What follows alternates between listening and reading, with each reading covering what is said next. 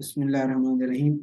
अच्छा बेटा, नेक्स्ट हमारा लास्ट टॉपिक आपके सिलेबस में था density of elements and atomic volumes of the elements.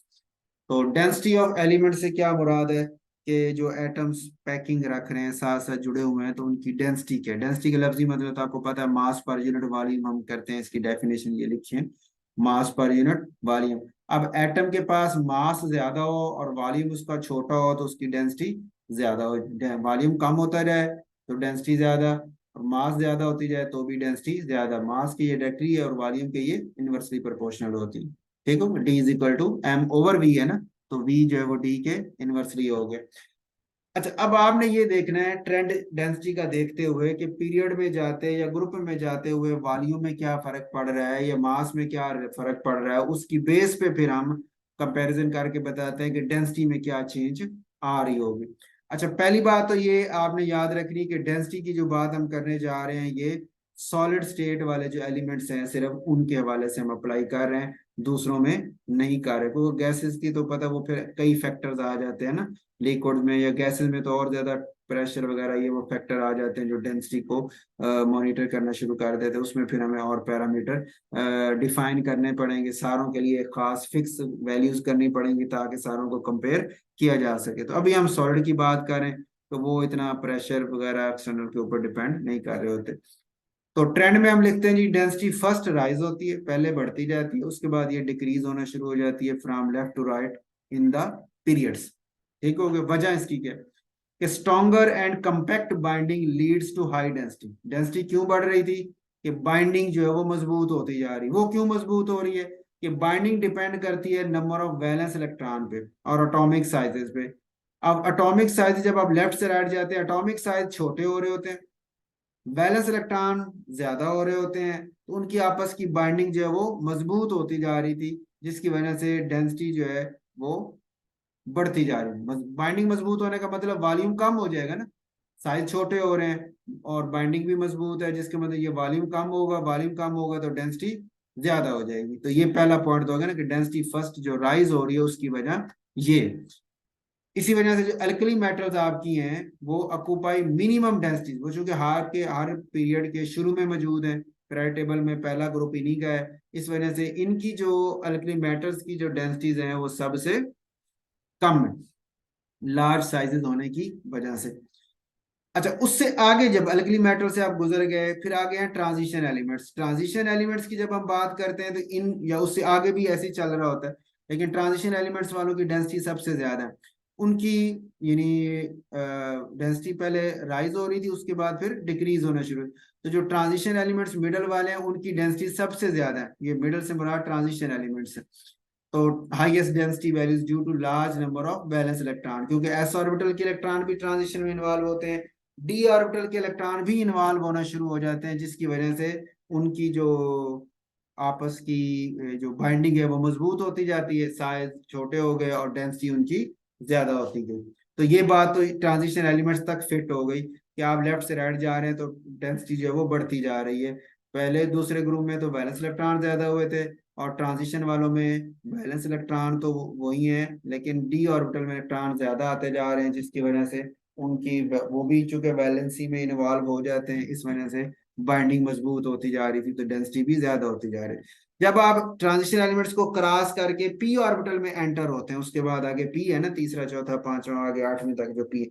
और अच्छा, वो आप देखें ना तो वो या शुरू शुरू में एक दो सॉलिड्स हैं, उसके बाद फिर लिक्विड है या फिर गैस की शक्ल में वो आपके पास है। इसका मतलब है उनकी आपस की जो फोर्सेस अट्रैक्शन है वो कमजोर होती जा रही है ना, कि वो पहले सॉलिड थे फिर उसके बाद जो बाइंडिंग उनकी कमजोर है, नॉन मेटेलिक नेचर की वजह से उनकी बाइंडिंग जो है वो कमजोर होती जा रही है, जिसकी वजह से वो साइज उनके जो है वो साइज तो में वैसे लेफ्ट से राइट अब बात करें तो डिक्रीज ही होते हैं, लेकिन एटम्स की आपस की जो फोर्सेस हैं वो कमजोर हो रही है, जिसकी वजह से वो गैस की शक्ल में पाए जा रहे हैं या लिक्विड फॉर्म में पाए जा रहे हैं। तो इस वजह से हम कहते हैं कि बॉन्डिंग फोर्सेस में चेंज आने की वजह से, कम होने की वजह से, डिक्रीज होने की वजह से जो डेंसिटीज इनकी हैं वो कम होना शुरू हो जाती है। क्योंकि फोर्सेस कम होंगी तो वॉल्यूम ज्यादा हो जाएगा, वॉल्यूम ज्यादा होगा तो फिर उनकी डेंसिटी जो है वो कम होना शुरू हो जाएंगी। इसलिए आपकी जब पी ऑर्बिटल ब्लॉक में आप एंटर होते हैं तो डेंसिटीज की वैल्यूज आपकी कम होना शुरू हो जाती है। ठीक हो गई। उसके बाद हमारे पास है ट्रेंड इन ग्रुप्स। ग्रुप्स में आप बात करते हैं तो डेंसिटी जो आपकी इंक्रीज ही होती है down the group due to increase in number of neutron and proton. अच्छा नीचे जाए ना, साइजेस तो बढ़ रहे हैं, आपको पता है साइज, नंबर ऑफ शेल ज्यादा हो रहे हैं, साइजेस इंक्रीज हो रहे हैं, लेकिन दूसरी तरफ उनकी मास भी इंक्रीज होती जा रही है। अब जाहिर बात, मास तो डेंसिटी के डायरेक्टली प्रोपोर्शनल थी, और जो वॉल्यूम या साइज था वो उसके इनवर्सली प्रोपोर्शनल था। दो अपोजिट चीजें एक ही वक्त में बढ़ती जा रही हैं, साइज भी बड़ा होता जा रहा है और मास भी बढ़ती जा रही है। तो फिर हम उसे कहते हैं कि फिर अब ये देखें कि ओवरऑल रिजल्ट क्या निकल रहा है, यानी इन दो फैक्टर में से कोई एक फैक्टर डोमिनेट हो जाएगा। जो डोमिनेट होगा उसी के हवाले से रिजल्ट आ जाता है। तो जब हम एक्चुअली प्रैक्टिकली देखते हैं तो पता चलता है डेंसिटी जो है वो बढ़ रही है। इसके बढ़ने का मतलब ये है कि मास जो है वो ज्यादा अपना कंट्रीब्यूट कर रही है, इस वजह से वो डेंसिटी को ज्यादा कंट्रोल कर रही है। और वॉल्यूम जो है वो डेंसिटी को कम करने की कोशिश तो कर रहा है, लेकिन वो इतना नहीं कर पा रहा जितनी मास बढ़ के उसकी डेंसिटी को बढ़ा रही है। तो इस वजह से ओवरऑल रिजल्ट ये निकलता है कि डाउन द ग्रुप जो है तो डेंसिटीज की वैल्यूज जो है वो बढ़ती ही जाती है। ठीक हो गई। और लास्ट में है जी इसी के साथ atomic volume of the elements. Volume से क्या मुराद है, अभी डेंसिटी में भी इसका जिक्र आ गया, तो वहीं से हम इसको निकाल लेते हैं। एटॉमिक वॉल्यूम क्या है, वेट ओवर डेंसिटी, ये इसका फार्मूला लेते हैं। डेफिनेशन में हम यही करते हैं कि atomic volume is the volume of 1 mole of atom. आप ले लें एक एलिमेंट के, तो उसकी जितनी मास ओवर डेंसिटी की रेशियो बनेगी उसको हम एटॉमिक वॉल्यूम का नाम देते हैं। Volume of 1 mole of atom is called atomic volume. सबसे पहले लोदरमेयर साइंटिस्ट था, इसका आपको याद होगा पीरियोडिक टेबल में भी आपने बात की थी। मेंडली पीरियोडिक टेबल था और मुख्तलिफ जो जो जो लोगों ने कंट्रीब्यूशन की है उस हवाले से आपने बात की थी। उसमें लोदरमेयर का भी जिक्र आया था, सेकंड लास्ट यही था। इसके बाद फिर आपने जो है वो, यानी मेंडलीव के बाद लोदरमेयर है, और लोदरमेयर के बाद फिर वो मॉडर्न पीरियोडिक टेबल की हमने बात की थी। तो लोदर ये वही वाला लोदर मेयर साइंटिस्ट ही है जिसने वहां भी एटॉमिक वॉल्यूम्स का ग्राफ ड्रा किया हुआ था, जो आपकी बुक पे भी नोट्स में भी दिया हुआ है। वही वाली बात यहाँ पे भी करेंगे, ये पहला बंदा था, फर्स्ट था जिसने ये एटॉमिक वॉल्यूम वाला कंसेप्ट जो है वो इंट्रोड्यूस करवा के उसने एलिमेंट्स की पीरियोडिसिटी को चेक किया था, और वो ग्राफ भी ड्रा किया था। उसी के ड्रा किए ग्राफ से ही हम इंफॉर्मेशन ये लेते हैं, क्या लेते हैं कि जी atomic volume is a rough interpretation. पहली बात तो ये कहते हैं कि जो जो डेंसिटी है आप कैलकुलेट करने जा रहे हैं, ये करनी हमारे लिए थोड़ी सी मुश्किल है, वजह कि काफी सारे फैक्टर्स पे डिपेंड कर रही होती है। कौन कौन से फैक्टर हैं, जैसे फिजिकल स्टेट पे, सॉलिड की लिक्विड गैस की इंटरमोलर फोर्सेस चेंज होने की वजह से उनकी डेंसिटी डिफरेंट है। अब एक सॉलिड को लिक्विड से कंपेयर कर रहे होंगे तो डेंसिटी में तो फर्क आएगा। इसी तरह पैकिंग एफिशिएंसी ऑफ एटम्स जो है, जितनी ये डायरेक्टली रिलेटेड है, जितनी पैकिंग ज्यादा होगी उतने आपके पास इंटरमालिकुलर फोर्सेज जो हैं वो ज्यादा स्ट्रॉन्ग होती जाएंगी, और डेंसिटी आपकी ज्यादा होती जाएगी। ठीक हो गई। उसके बाद तीसरा फैक्टर आपके पास है टेम्परेचर। टेम्परेचर आपको पता है डेंसिटी के आपका जो है वो इनवर्सली प्रोपोर्शनल होता है। टेम्परेचर बढ़ाते जाएंगे तो मालिक्यूल्स की काइनेटिक एनर्जी ज्यादा दूर होंगे और आपकी डेंसिटी जो है वो कम होती जाएगी। इंटर एटॉमिक फोर्सेस, एटमों के दरमियान जो फोर्सेस हैं वो जितनी ज्यादा स्ट्रॉन्ग होंगी, ये डायरेक्टली प्रोपोर्शनल है, उतने वो करीब होंगे और डेंसिटी ज्यादा हो जाएगी। एटॉमिसिटी ऑफ द मॉलिक्यूल्स भी इन्वॉल्व होती है, क्योंकि कुछ डाई एटॉमिक मॉलिक्यूल हैं, 2 एटमों वाले मॉलिक्यूल हैं, कुछ टेट्रा एटॉमिक है, 4 एटमों वाले मॉलिक्यूल। तो एटॉमिसिटी के चेंज होने से मास बदल गई, उनका साइजेस चेंज हो गए, इस वजह से उनकी डेंसिटीज भी चेंज हो जाती है। इस वजह से फिर हम कंपैरिजन जब करने जाएंगे तो फिर थोड़ा मुश्किल हो जाता है कि एक डाई एटॉमिक है और एक टेट्रा एटॉमिक है, तो उसमें हमारे पास जो है वो फर्क आ जाता है।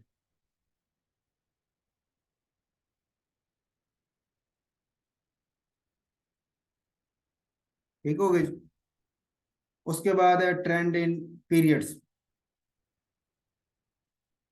पीरियड्स में हम कहते हैं जब आप from left to right move करते हैं तो atomic volume first decreases and then increases. कि जब आप लेफ्ट से राइट मूव करते हैं तो एटॉमिक वॉल्यूम आपका जो है वो पहले जो है वो डिक्रीज होता है, उसके बाद फिर वो इंक्रीज होता है। उसकी क्या वजह कि डिक्रीज क्यों हो रहा है, due to decrease in size. ये साइज लेफ्ट से राइट जाए तो साइज छोटे होते हैं ना, तो साइज छोटा हो गया तो वो इंटेंसिटी ज्यादा हो गई। ठीक हो गया। और आपका जो एटॉमिक वॉल्यूम है वो कम हो जाएगा। अच्छा, फिर हम कहते हैं, फिर उसके बाद इंक्रीज की बारी आ गई। इंक्रीज क्यों हो रहा है? वो ट्रांजिशन एलिमेंट्स पे जब आप पहुंचते हैं तो वहां पे इंक्रीज हो रहा है। उसकी वजह क्या है? आपको पता है कि वहां पे डी ऑर्बिटल के इलेक्ट्रॉन भी इन्वॉल्व होते हैं, जो एस ऑर्बिटल वैलेंस इलेक्ट्रॉन्स के अंदर मौजूद होते हैं। यानी एस ऑर्बिटल के वैलेंस इलेक्ट्रॉन बाहर है और 3d यानी 4s बाहर है और 3d अंदर है। तो जब इलेक्ट्रॉन आपके आ रहे होते हैं वो आ रहे होते हैं डी ऑर्बिटल के अंदर ना। जब आप ट्रांजिशन सीरीज में चलते हैं तो डी ऑर्बिटल में एक, डी में दो, डी में तीन, डी में चार। अच्छा, अब number of electron valence shell बाहर है और आपका जो डी ऑर्बिटल है वो वैलेंस शेल के अंदर है। तो अंदर होने की वजह से वो फिर न्यूक्लियस की अट्रैक्शन को रोकना शुरू कर देता है वैलेंस शेल के इलेक्ट्रॉन के ऊपर, जिसकी वजह से न्यूक्लियस की अट्रैक्शन जो है वो कमजोर हो जाती है। इसको आप ऐसे भी देख सकते हैं। अगर मैं इसको थोड़ा सा ड्रा कर लेते हैं, चलें। ये देखें ना, ये आपका न्यूक्लियस है, ठीक हो गया। उसके गिर्द आपका ये आपका फर्स्ट शेल है, ये सेकंड शेल है, ये थर्ड है, ठीक है, और ये आपका फोर है। अब आपके फोर शेल में यहाँ पे दो इलेक्ट्रॉन जो है ना वो आपके पड़े हुए हैं, ठीक है, यहाँ पे पड़ा हुआ है और यहाँ पे पड़ा हुआ है। अब आपके जो डी ऑर्बिटल वाले इलेक्ट्रॉन आ रहे हैं ना वो कहाँ पे आ रहे हैं? वो आप जो लेके आ रहे हैं वो यहाँ पे आ रहे हैं, इनर शेल, ये 3d पे आ रहे हैं। तो जैसे जैसे यहाँ पे इलेक्ट्रॉन की तादाद बढ़ती जाएगी, ठीक है, जैसे एक इलेक्ट्रॉन हुआ तो आप कहेंगे एक इलेक्ट्रॉन तो इतना शील्ड नहीं कर सकेगा, रोक सकेगा ना, इसकी न्यूक्लियस की इसकी अट्रैक्शन कोई फर्क नहीं पड़ेगा, बल्कि इसका न्यूक्लियर चार्ज बढ़ने से इसकी प्रोटेक्शन और ज्यादा होगी, तो साइज छोटा ही होना है। पहले छोटा ही होता रहता है। जब दो आए, थोड़ा सा फर्क पड़ा, तीन, चार, पांच, ठीक है। जब मुख्तलिफ आते जाते हैं तो उसमें हमारे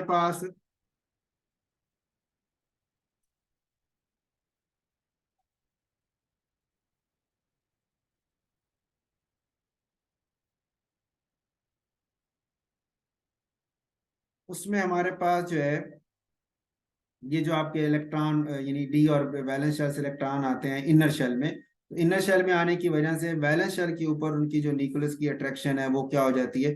कमजोर हो जाती है। इसकी शील्डिंग की वजह से जब ये बहुत सारे हो जाते हैं डी में तो वो शील्ड करना शुरू कर देते हैं और वैलेंस शेल के ऊपर न्यूक्लियस की अट्रैक्शन को कमजोर कर देते हैं, जिसकी वजह से साइज फिर बढ़ना शुरू हो जाता है कम होने की बजाय ना। तो यही पॉइंट उसने यहाँ लिखा है कि जनाब, increase in atomic volume among transition elements may be attributed to the increase in d orbital electron। d orbital में इलेक्ट्रॉन के इजाफे की वजह से जो s ऑर्बिटल को शील्ड करते हैं, ठीक है, जो कि बैलेंस इलेक्ट्रॉन है, उनको शील्ड करते हैं, रोकते हैं, जिसकी वजह से s के ऊपर न्यूक्लियस की अट्रैक्शन कम और वो न्यूक्लियस से दूर होना शुरू हो जाते हैं, साइज बड़ा होना शुरू हो गया, जिसकी वजह से आपका एटॉमिक वॉल्यूम भी इंक्रीज होना शुरू हो जाता है। और increase in atomic volume among P block में जाते हैं तो वहां इंक्रीज क्यों हो रहा है? Due to increase in valence electron, जो कि वैलेंस शेल के अंदर इलेक्ट्रॉन आते जा रहे हैं ज्यादा।